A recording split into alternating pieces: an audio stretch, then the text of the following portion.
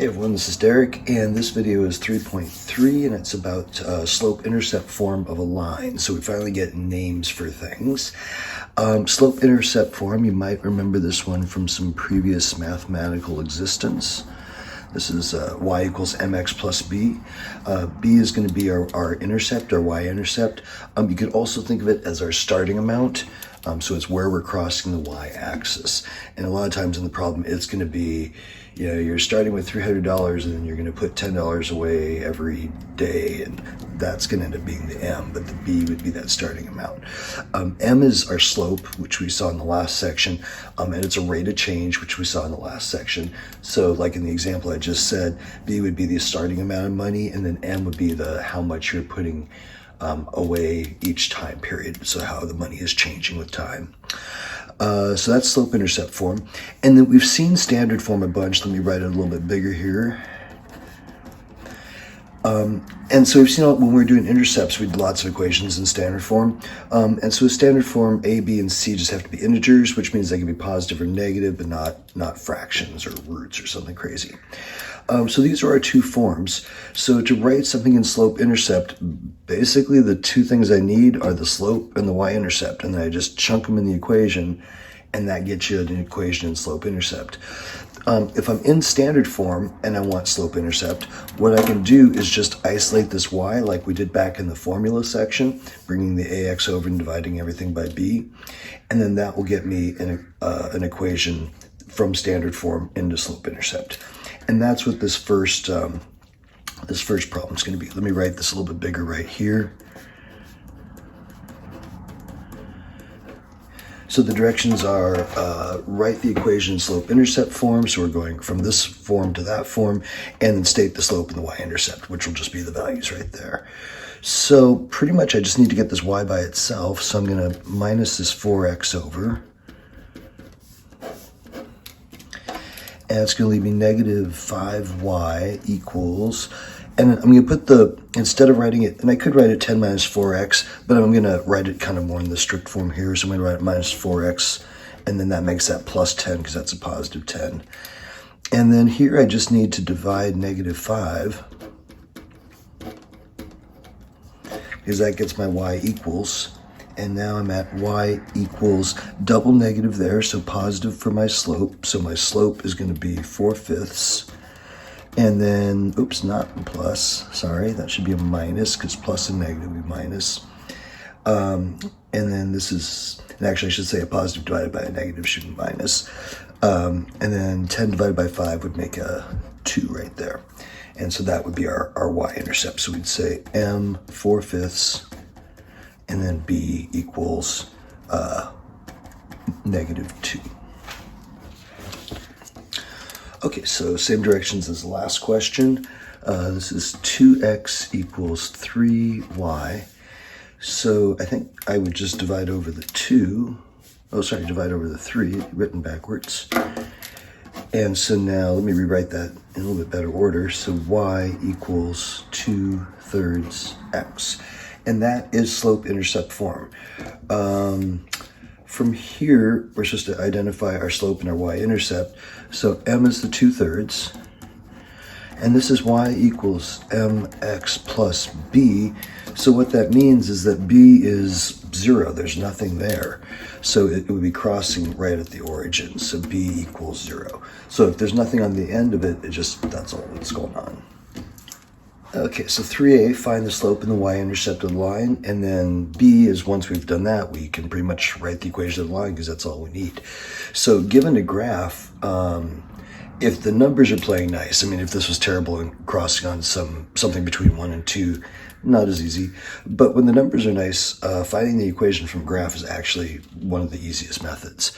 So right there is my y-intercept. So b is going to be 1.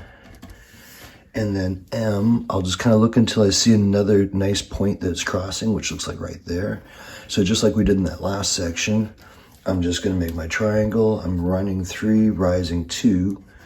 So m is 2/3. So the equation of this line, in slope-intercept form at least, is y equals 2/3 x plus 1. And that's it. So super, super friendly. Next one, same directions. I have it crossing at 1 again, and then this one is going over 1, but now notice we're going to that next point, we're going down 2, right? So we got to remember to go minus 2.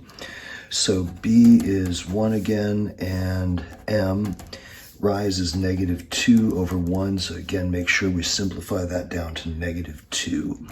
So our equation, y equals negative 2x and plus 1. Okay, so a couple of sections ago we saw graphing using intercepts. And intercepts is a good way to graph from standard form a lot of the time, at least for the problems that we'll be seeing in this course because the numbers behave pretty well. And then if something is in slope-intercept form, graphing using slope-intercept method is like a bazillion times easier, and you should totally do this in that instance. So if we want to use this version of graphing, first thing we have to do is make sure that we are in slope-intercept form. And these equations are, they're in y equals mx plus b. Second thing we do is plot the y-intercept, so I'll just use this first one. Y equals 3x plus 4, so the plus 4, that's my y-intercept, so I've plotted that. Write the slope as a fraction, okay, I guess. M equals 3 over 1. So if looking at that helps you, cool. Otherwise, I would just be over here on my graph and going, I'm going to run 1. And then this next sentence is confusing, but basically, all it's saying is you're going to start. Your y-intercept is your starting point. The bottom, you're going to run that much, and the top, that's what you're going to rise. So if it's positive, we're up, negative would be down. So start from the y-intercept, run 1, up 3, and then there's your graph. So there's like no need to like make an XY table when X is 0, Y is 4, when X is 1, Y is 7. Right, that's what I just figured out here. But I'm just going from the 4, go over 1, up 3, boom, there's my point. So much easier than making a table. This next one, so this is y equals x minus 2. So here we would start at negative 2, and then there's nothing, quote unquote, I was doing air quotes up here, but you can't see them.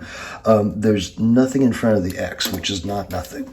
That is an invisible 1 over 1 when we're thinking slope, because x is 1x. And when we're thinking slope, we're thinking rise over run. And so 1 over 1. So that just means it's going to go over 1, up 1, over 1, up 1, over 1, up 1. Or if it's easier to draw over 3, up 3 and get the points a little bit farther, or over 5, up 5, but same amount. Okay, same directions for this one. Let me write that a little bit bigger. So this is y equals 3 minus 2/5 x. So I'm going to rewrite that as minus 2/5 x plus 3. It's the same thing, right? I just put it in the other order. And this one says to start at 3, and then to run 5, so 1, 2, 3, 4, 5, and then to drop 2, because that's negative. And there's my 2 points. This one says to start at negative 2, and then my slope here is 1/3, so I'm going to run 3 and rise 1. And that's it.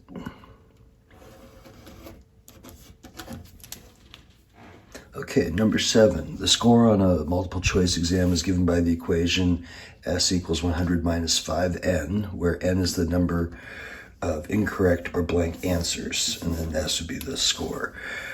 Graph the equation using slope-intercept method.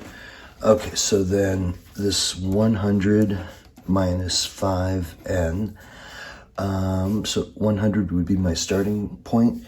And then the slope is minus 5. So for every 1 unit that we go over on x, we're going to drop 5 on y. And this is scaled to hundreds. So the first one would drop to 95. And if I go over another one, then we drop to 90. I think I just said hundreds. I should have said 10, sorry. So it's a little bit hard to do the 5 because of the scaling. So you can also think, okay, if it went over 2, then it drops 10, and that's a little bit easier to get that next point.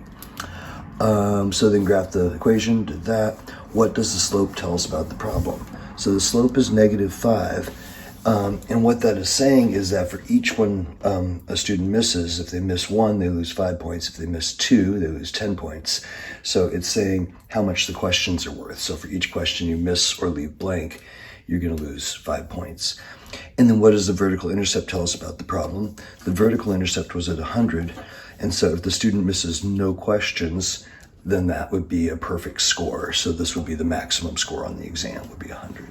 Okay, and this last one, number 8, an elk population in North Cascades grew from 150 in 215 to 198 in 219. Let T, this is important, let T be the number of years after 2015. So what that means is we're setting 2015 is going to equal T equals 0. And then 2019, that is 4 years after 2015. So that point we're going to let be T equals 4. So when they have that let T be some number of years after some other years, or based on some other years, they're doing that so that we don't have to plug in 2015 into the equation. It's going to make an easier equation, but it just means you have to scale something back to 0 and then count from there. So A is write an ordered pair, T comma P. So T is our X and P is like our Y, our input and our output for the data above. So that when time is 2015, which we're saying is 0, the population was 150 elk. And then in 2019, that is 4 years later, so when T is 4, based on this time, then the population has grown to 198 elk. Find the change in population, delta P. So delta P would be P2 minus P1, that's our change in population. So 198 minus 150, or 48, is our delta P. Delta T, that's our change in time. So that would be 4 minus 0. And notice we get the exact same thing if we went 2019 minus 2015. It's still 4. We're just making it easier numbers to work with. So our delta T would be 4. So find the rate of growth, or the slope, same thing, delta P over delta T. So that would be 48 over 4. So rate of growth is 12.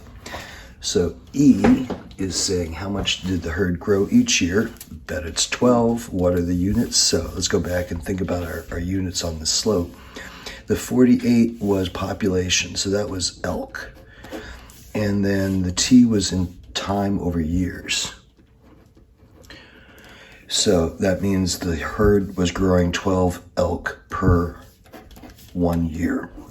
And then write a linear model for P in terms of T. So we're writing a model for P, which means that's what we're solving for. That's what we're going to get out.